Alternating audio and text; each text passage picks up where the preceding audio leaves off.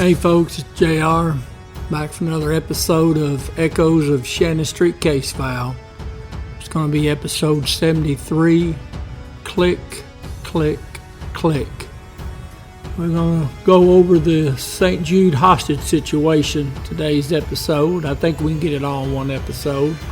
Before we get started though, if you get a chance, be sure and click on that subscribe button. I would greatly appreciate it. Also, you get a chance, you get down in the description, click on the link. You can follow my podcast.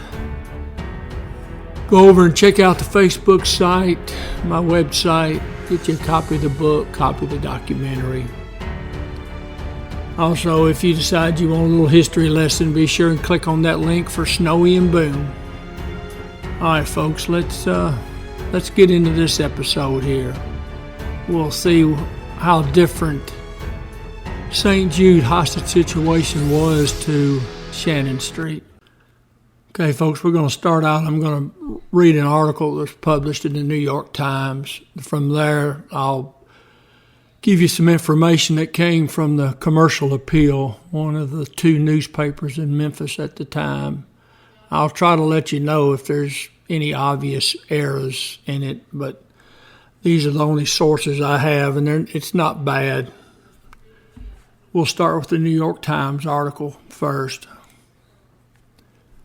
Thursday, February 4th, 1982. This is when the incident occurred, 10:30 a.m. For 34 hours, the father of a child who had died of leukemia held this city captive as 4 hostages he took in the hospital where his son had been treated. The ordeal began at 10:30 a.m. Thursday as St. Jude Research Hospital was preparing to observe its 20th anniversary. It ended Friday night when the Memphis police stormed the room and killed the man. His name was Jean-Claude Goulet, and he was 40 years old. He lived in a trailer in Louisiana.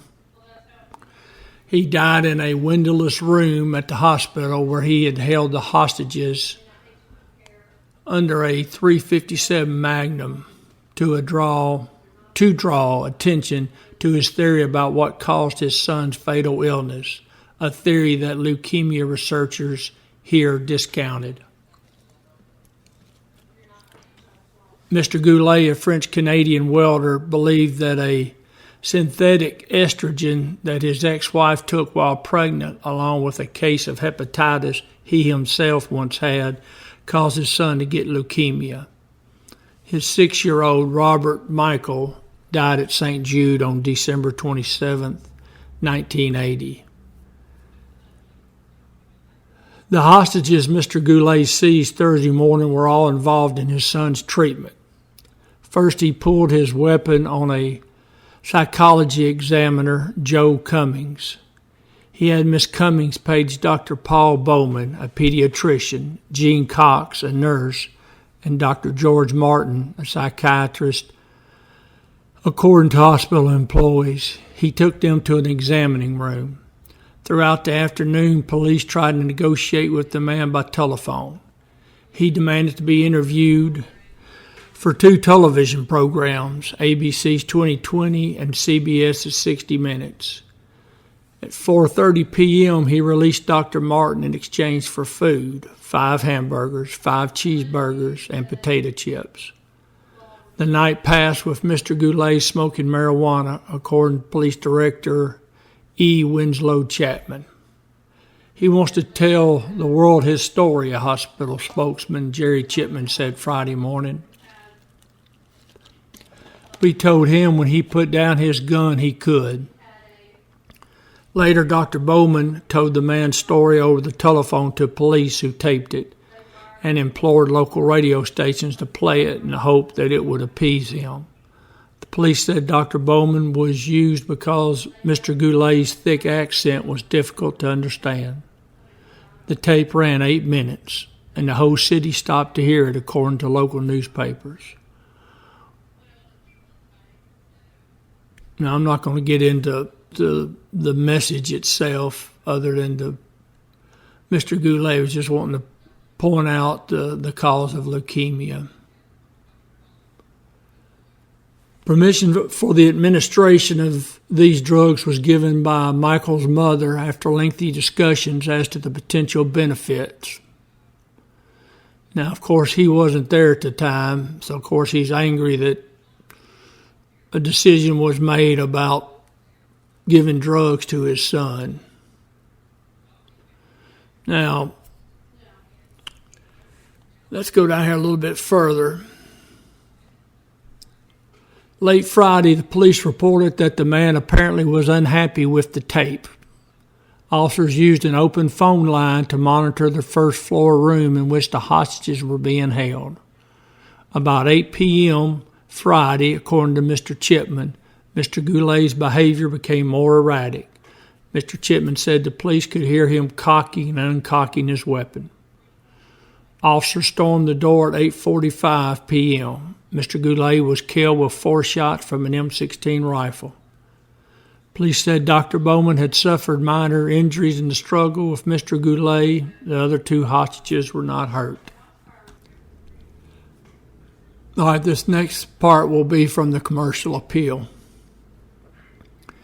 Threats against 3 hostages, coupled with the cold, unmistakable sound of a pistol being cocked, then uncocked, convinced police they had to end a distraught father's 2-day siege at St. Jude Children's Hospital. The grim standoff came to an end about 8:45 last night, which would be Friday, with Jean-Claude Goulet lying dead in a pool of blood, gunned down in a 4-bullet burst from a police TAC unit officer's rifle. All 3 hostages were safe. During most of the tense stalemate, police were optimistic that the siege would end without gunplay because Goulet had held the 3 hostages in the same examining room for hours without harming them. But by nightfall yesterday, the optimism of the police officers had vanished. The words and sounds they heard over a telephone line left open inside the cramped, windowless room were grim. Goulet was becoming more erratic, cocking and uncocking his pistol he held on his captives.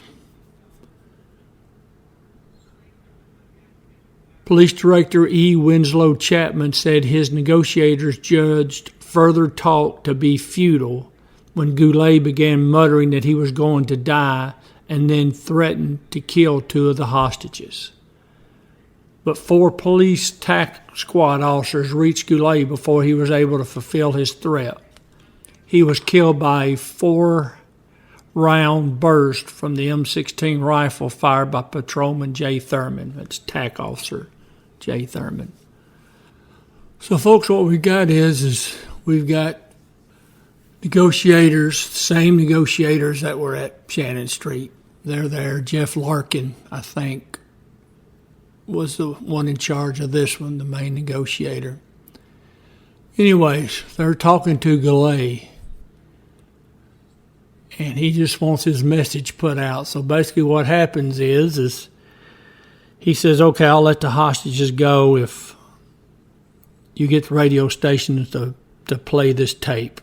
So they made the tape. It was 8 minutes long. It was played on the radio stations, and then Goulet changed his mind and said, no, that wasn't the authentic tape. I'm not going to let the hostages go. And we don't have a problem until he starts talking about killing himself and killing some of the hostages. And then they start hearing that click, click, click of him cocking and decocking his revolver. All right, let me read a little bit more here from the commercial appeal. At 7:45 last night,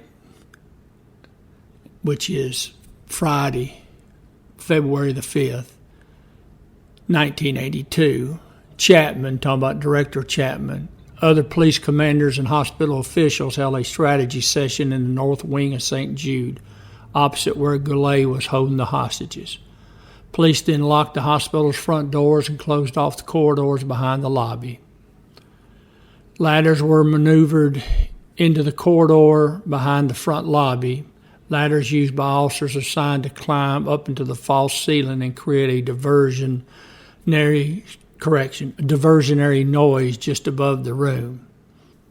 Now, Commercial Appeal says the assault team was John Birdsong, Johnny Filsinger, Dave Hubbard, and Jay Thurman. Now, you'll remember Hubbard was on the assault team at Shannon Street. Thurman was on top of the school, I believe, for most of the time. Johnny Filsinger was on outside perimeter, and he's one of the ones that was chunking in tear gas just prior to the assault on Shannon Street. Now, according to the Commercial Appeal, there was another officer, Phil Hale, who was in the ceiling above the room. Now, I've always been told that it was Joe Shelton. Joe Shelton's smaller in stature, and he would definitely be more believable as being the one crawling around and up in the rafters trying to get above the room. But this says Phil Hale.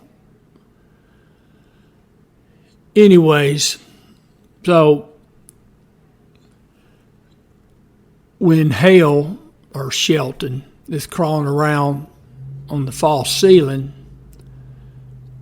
Goulet hears him, gets on top of a desk inside the room, and starts poking at the ceiling panels. Now, after he starts doing this, the TAC unit kicks in the door, actually rams the door open. I think they actually had Hubbard do it because Hubbard's a big man.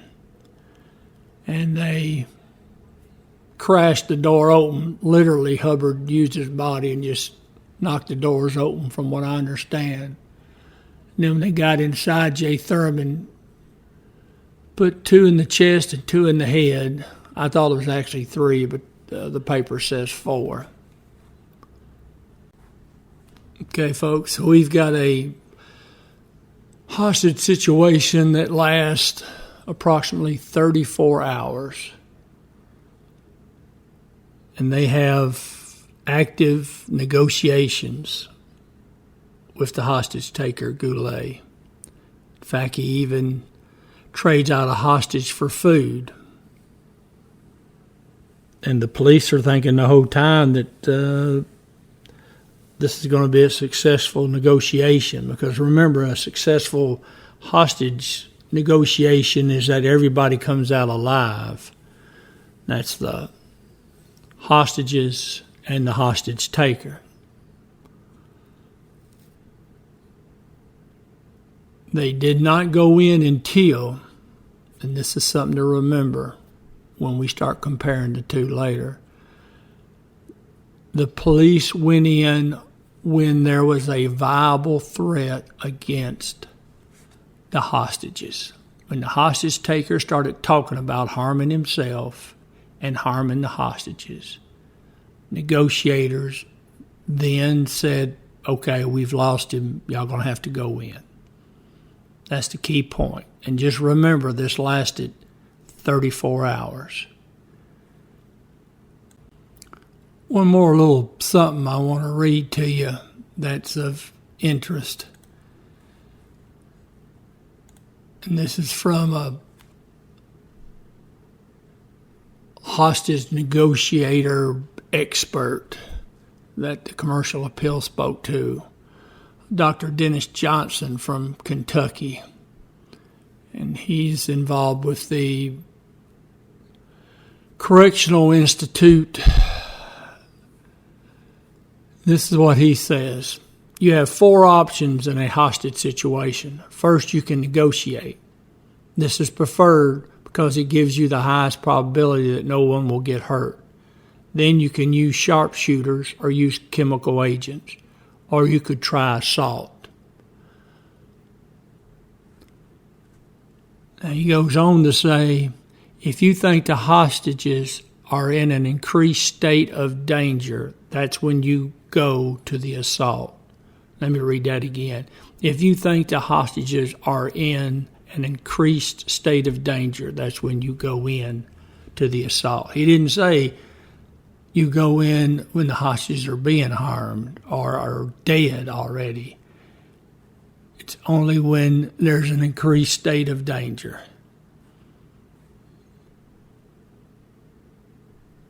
Now, he goes on and talks about the goals involved in hostage negotiations.